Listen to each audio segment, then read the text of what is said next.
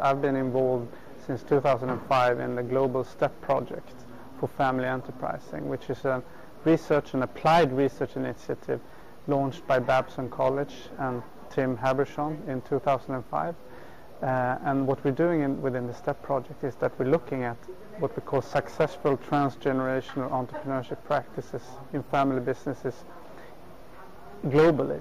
So we have a STEP team in Europe, one in Latin America, one in Asia and Australia, and we're putting together one also now in North America.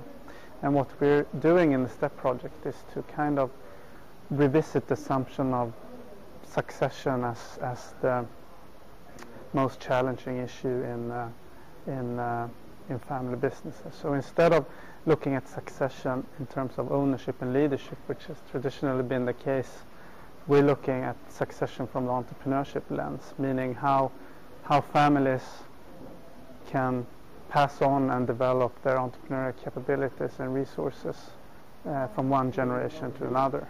And we're doing this in a collaborative fashion where scholars from different universities work together, but also where family members are involved in this research project. So it's also the model, the applied research model, is one of co-production of knowledge, so to speak.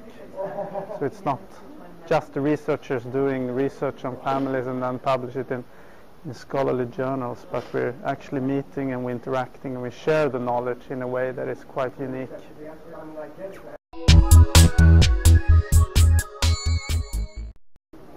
I think it's important because as of now, many family businesses have not been seen as entrepreneurs in the way they should. So there has been a lot of focus on, in terms of succession, there's been a lot of focus on how to pass on ownership and leadership from one generation to another.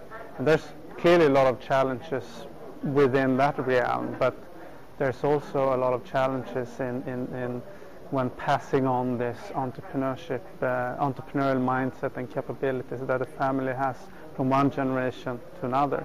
An example of that can be how to pass on and perhaps develop a social network that might be important from one generation to another generation. How is that done? That would be one example, because in many family businesses the entrepreneurial capability is very much linked to the social network of the family contacts.